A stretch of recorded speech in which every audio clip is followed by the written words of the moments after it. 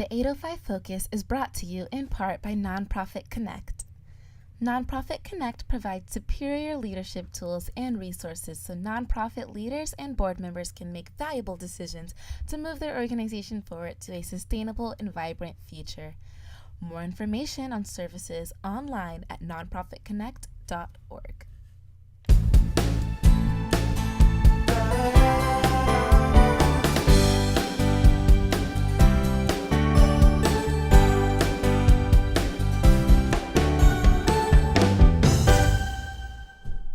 Welcome to 805 Focus.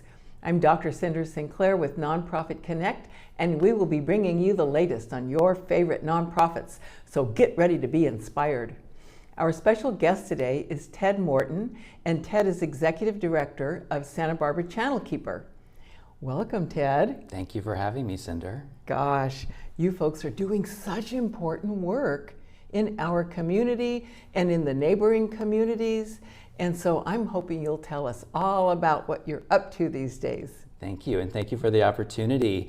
Yeah, so Santa Barbara Channelkeeper has been around for over 20 years. We've been a force within the community, and our primary focus is protecting the water quality and defending the community's right for clean water, which, if we protect the water, we also are protecting important habitats, supporting wildlife populations, supporting the needs of the communities for safe drinking water, recreational purposes, and even supporting tourism.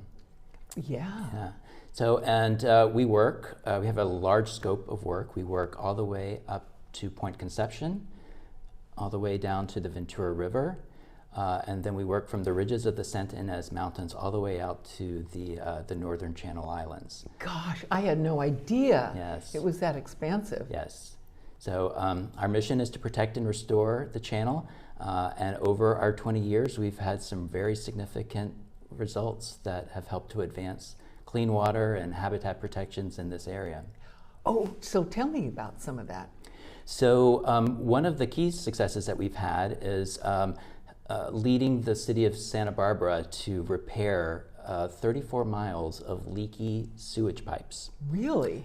So this would lead to overflows of sewage that would infiltrate people's homes and out into the streets. And so as part of the work that we were doing in advocacy and ensuring that the laws are protected, we had the city update and repair 34 miles of sewage pipe. So that's one example of the successes we've had. We also do a lot of work. We have a broad scope of work. And one of the things that we're very proud of is the education work that we do. And over our course of the history, 37,000 students from Ventura County and Santa Barbara County have participated in our in-classroom lessons and our on-the-water experiences. Wow. So you go into classrooms at the public schools? We do. We do. So we have a staff that will go in, and they have a curriculum that talks a lot about watersheds. And so what happens to the water, you know, the water that we use on land, it all goes down into the channel. And so it's really important to protect what we're doing in our local neighborhoods. And so we teach kids about watersheds and about the aquatic life in the channel, the importance of the channel, and trying to just impress upon them, like, we live in a very significant place. We have a lot of great wildlife and opportunities to get out into the water and to really educate them about what that is all about. So we do an in-classroom component, and then we also try to match that up with getting the kids out on the water or in the creek, doing some basic water quality monitoring, or sort of exploring sort of what do they see on the beaches and in the creeks. And then occasionally we'll take some of the kids out on kayaks or out on our boat. Channelkeeper has a 31-foot retrofitted lobster boat. Wow. And so we can take a few kids out at a time out into the channel, and we'll take them above a kelp forest and have divers go down with some video that is uploaded, and so the kids on the boat can sort of see what the divers are seeing, and oftentimes sort of bring up some examples of what the marine life is. And the great thing is that for many of these kids, it's the first time being on the water and really seeing their community from a different perspective. And sort of that also helps connect them to sort of their role in the community and how it fits into the channel. That is so great. I bet those kids love that. Yeah, they do. They have a wonderful time doing it. And it's something that we offer up, that particular program, in the summer. So if there are boys and girls clubs, or student groups that are looking, or summer camps that are looking for some activities, give us a call or contact us at sbck.org, and we're happy to try to organize these type of events for the kids in the community. That is great. And then taking them out on the water really sort of solidifies the education then that you do in the classroom, I'll bet. Yes, it does. It sort of like completes the picture, right? Yes, yes. And it gives them hands-on experience too. And I think, after the past few years of COVID and being stuck in computer screen, it's great to sort of be able to provide those type of opportunities for the school children to really to get out and experience. I bet the teachers love it too. Yeah, I think they do. They appreciate it. We do have teachers that on a regular basis invite us into their classroom. Oh, good. Do all of the filling out the paperwork and the permission forms and all of that stuff. But we do have a set of teachers that we work closely with, and we appreciate them for giving us an opportunity to come in and talk to the kids, and I think they like it too. Yeah. Yeah. So you were talking about water quality and all. So how do you have a team that goes out there and measures things, or how do you do that? So we do some monitoring programs. We have staff, and then we do have some volunteers. And so our monitoring actually runs sort of the gamut. So one of the programs that we run is called MPA Watch, MPA, which stands for Marine Protected Areas. Oh. So there are several marine protected areas that have been established in the channel and along the coast. And so volunteers will sign up for some shore-based surveys. We sort of train them, and they'll go out, like at Naples is one of the sites. And so from the shoreline, they'll just survey what kind of activities are happening in the waters that are part of the marine protected area. Are people using them for surfing, or for paddle boarding, or people walking along the beach? And every now and then we'll find that there might be some activities that are not supposed to occur in these marine protected areas, but just tracking that as well. And then we do some water quality monitoring as well. We do that in creeks, and particularly creeks where we have sort of a special project that sort of accompanies it. So we do regular testing in the Ventura River, because we're working on some ways to improve the flows of the Ventura River. And then the other thing that we do, which is unique, is that we do have a citizen hotline, so that if individuals sort of see something that doesn't look right, like there's a sewage or oil, or dead wildlife, like concentrated areas of dead wildlife, we encourage citizens to contact us at our website, sbck.org, and they can go to the Take Action field, scroll down, and there's a short form to fill out. Like, I've noticed that there seems to be this, oily surface that's coming out of, in my neighborhood. And so we'll follow up, we'll sort of investigate, and, if we think it's significant, then we'll do more of our own testing, or report it to the appropriate authorities for additional testing. You guys think of everything. Yeah. Wow. So now then, I noticed on your website that you also do enforcement. Maybe you could tell us about that. Yeah, so there are some provisions in environmental laws that allow groups like Channelkeeper to to file lawsuits to enforce, like the Clean Water Act and the Endangered Species Act. And so that's a component of the work that we do. We really, before we file lawsuits, we really try to find a solution with the polluter. But when that doesn't work, we're ready and prepared to use the courts to make sure that the water quality is good and we are controlling pollution. So that example of the sewers in the city of Santa Barbara, that was part of a legal case as well. This summer we received great news, a great court decision on fracking offshore. So this is it's very heavy intensive, trying to crack through the bottom of the seafloor. And so there was a lot of that activity. There was activity like that had been occurring, and with the local group, Environmental Defense Center, Santa Barbara Foundation, Santa Barbara Channelkeeper, and others, we filed a lawsuit to stop those practices and ensure that more science is done. So what is the real impact of those activities before they're, would they be allowed to occur again, or if they're allowed to occur again, at least have some better understanding and some safeguards in place so that we're minimizing the environmental impacts of that. That's serious work. So do you have your own attorneys, or do you work with outside ones, or how does that work? Yeah, we work with outside attorneys. Okay. And Environmental Defense Center was our attorney in that case, and we work with other attorneys on some of our other cases. Oh, that's interesting. So that's sort of some collaboration that you're doing. Yes. With other organizations. Yes, that's right. And we have we collaborated with organizations within the community. Last year, the Alisal fires, they burned down several structures, about 13 or 15 structures. And some of those areas were very close to some creeks.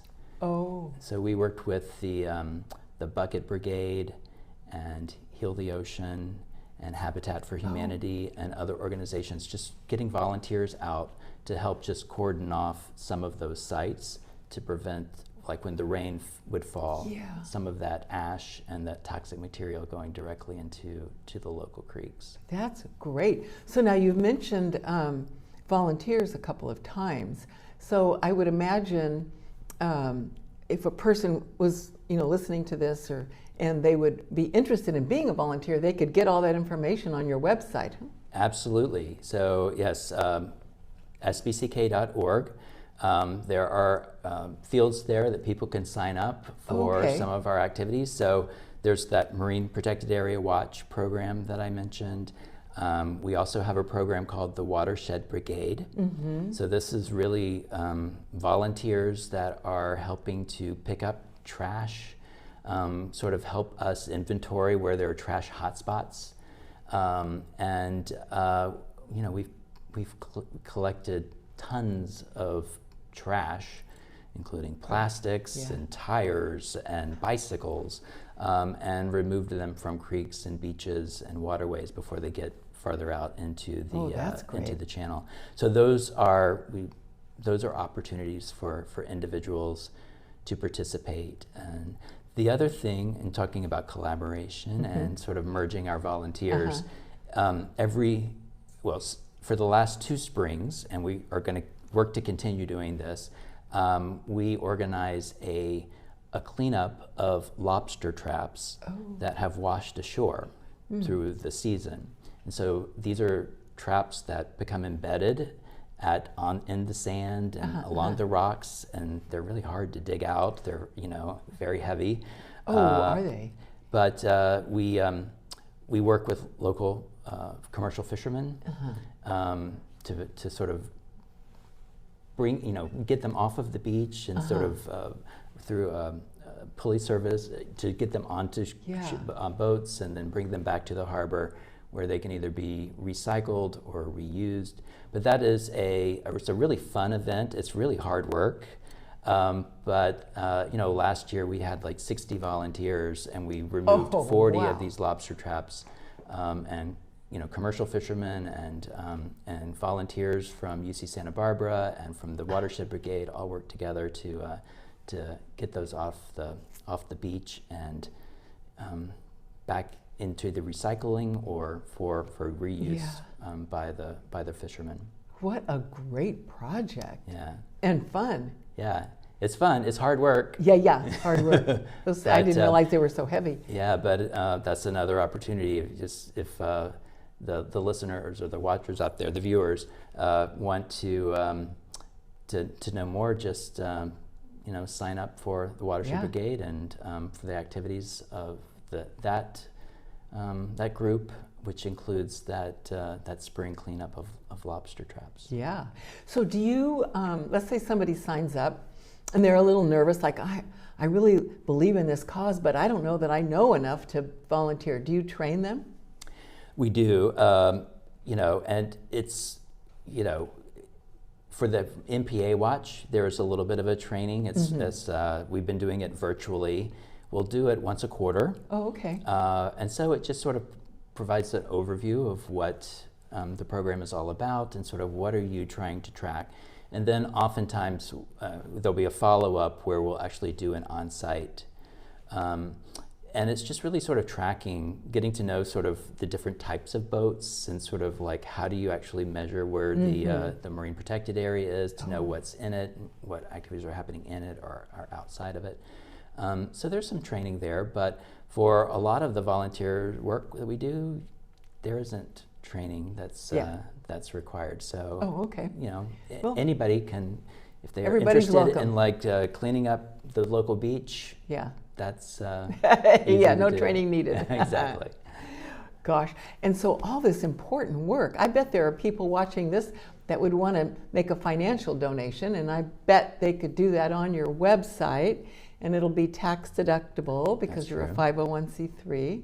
That is true. There are forms on our website, so you can make a donation by credit card or the mailing information as well if people want to donate by check. But we do appreciate all of the contributions that we receive from individuals. It does help us make a difference in the community. Yeah. And so I think I saw on your website that you also do advocacy. How does that work? We do. So we work within the government agencies to try to improve the policies for clean water and habitat protections. Oh, okay. So one of the things that we're currently working on and will continue working on for a while is cruise ships. Oh, yeah. So, after 2 years, the cruise ships have returned. And in 2022, it was the largest number of cruise ships that did arrive. So we have two components of the work that we do, but one of it is trying to work with the city and the Harbor Commission, the waterfront, to rethink the number of cruise ships that are coming into our into Santa Barbara Harbor, and sort of how does that align with the environmental priorities of the community. So that's some of the advocacy that we work on as sort of an example of that. And another example is we've partnered with the Community Environmental Council and have worked on ordinances to limit the use of plastics, like the grocery bags and the plastic forks and styrofoam takeout containers. So we've had a run of success in getting a number of the local cities to pass ordinances to limit and to replace those types of plastic with other sources. That's great. So would you say that there are other organizations like yours, say, I don't know, down in San Diego or way up north or that sort of thing? Excellent question. So we are one of the keeper organizations that work. There's about 10 that are keeper organizations in California, and we work closely with many of them on water quality issues that are sort of like a statewide focus. And then we're also part of a network of more than 350 keeper organizations across the globe. Holy cow. So there are There are keeper organizations working in Mexico and India and across the United States, all committed to protecting the water quality and aquatic habitats. I had no idea. Yes. So it's a great network, and Yeah. we're able to collaborate and to inform each other about significant events that are happening in the United Yeah. States and across the globe. Ted, you're doing amazing work, and thank you so much for coming on the show and sharing it with us. Well, thank you for having me, Cynder. And we couldn't do it without volunteers, and we have a wonderful staff Oh, yes, that yes. gets to do all of that great work. But thank you Yeah. for having me. And thank you for joining us on 805 Focus, and we'll see you next time.